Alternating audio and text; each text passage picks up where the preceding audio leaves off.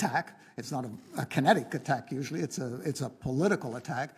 And then the question comes, what sort of strategic response are we going to be able to develop to that? And we could elaborate on that. Senator Warner. Again, thank all the witnesses for their testimony. Dr. Rumer, I want to start with you. We've heard a lot recently about the role of Oleg Deripaska, the head of Russia's largest aluminum company, and the role he may have played in helping to support the goals of President Putin.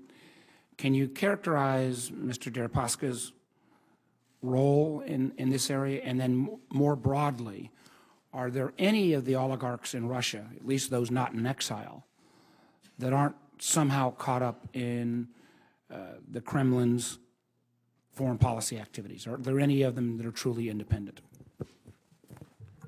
Thank you, Senator Warner. I can't add anything to the conversation about Mr. Deripaska beyond what's appeared in the public domain. So I don't think I have any special insights here.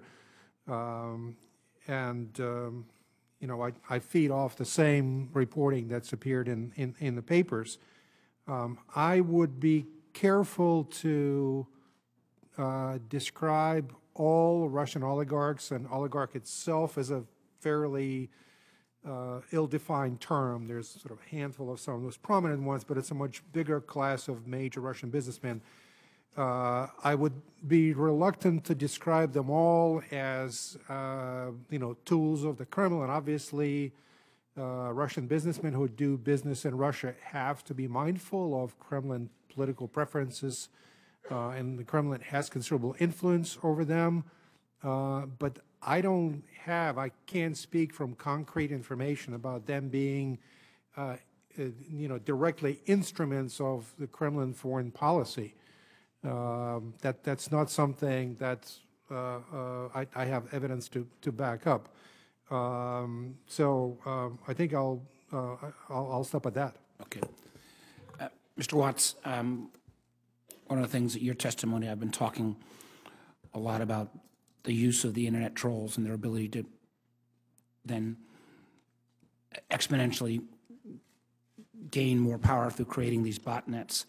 I'd love you to kind of comment about what we can do to preclude that on a going forward basis, and perhaps you can explain this technique better than I have in my various public statements. Sure. The first thing that I think we need to understand is it's not all automated and it's not all human. There's a combination of the two.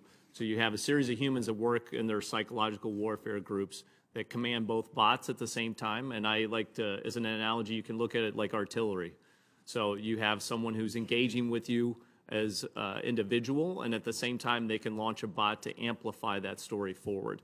When we watch— Obviously the bot, for those ability for a computer to take over other computers that are not being used and in fact magnify the number of hits they might hit to a particular social media site, correct? Exactly. Or you can create more personas in Twitter, for example, which makes it look like there are more people than there really are. It's a Potemkin village strategy, essentially, that amplifies your appearance.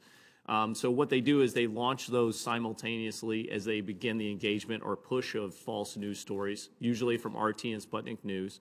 They do that in unison, which games the social media system such that such a high volume of content being pushed at the same time raises that into the trends that you'll see. If you looked at Facebook or Twitter or whatever it might be, you'd see the top 10 stories that are out right now. It pushes that up there. As soon as it pushes that into that top 10 feed, mainstream media outlets then are watching that and they start to examine that content. So for example, the Incirlik attack I talked about, one of the key hashtags they pushed is media. The goal is to get that into the top of Twitter streams so that mainstream media has to respond to that story. When mainstream media responds to it or just looks at it without even commenting on it, it takes over organically, and you'll see it move around the internet like a virus. One thing, and I'm going to spend a lot of time on this afternoon, there have been reports that their ability to target this information, some reports at least saying that in the last week of the campaign in certain precincts in Wisconsin, Michigan, Pennsylvania. There was so much misinformation coming, talking about Hillary Clinton's illnesses or Hillary Clinton stealing money from the State Department or other, that completely blanked out any of the back and forth that was actually going on in the campaign. One of the things that seems curious is, would the Russians on their own have that level of sophisticated knowledge about the American political system if they didn't at least get some advice from someone in America?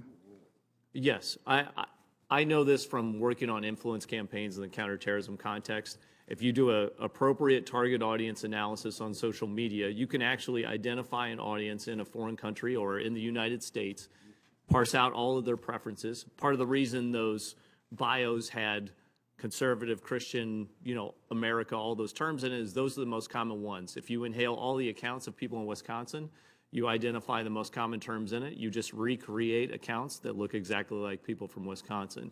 So that way, whenever you're trying to socially engineer them and convince them that the information is true, it's much more simple because you see somebody and they look exactly like you, even down to the pictures. When you look at the pictures, it looks like an American from the Midwest or the South or Wisconsin or whatever the location is.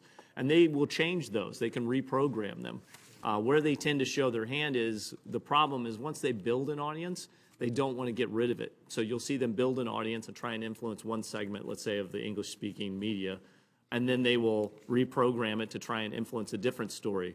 It's the same problem any cable news outlet would have. Once you build an audience and you change your content to some other topic, you still want to keep your old audience, or otherwise you can't gain any traction. And again, my time's up, but I just want to know, this can be used, it was used in 2016 towards one candidate, but obviously Russia's interests are Russia's interests. Well, it's used right now against people on both sides of the aisle. So we will watch them play both sides. They might go after a Republican person in this room tomorrow, and then they'll switch. It's solely based on what they want to achieve in their own landscape, whatever the Russian foreign policy objectives are. So if they want to achieve one candidate, but let's say President Trump, for example, wins and now turns against, they will turn on President Trump as well. They will play they win because they play both sides, and the audience will go with them once they have them. I do know that the vice chairman hates Russia, just to make that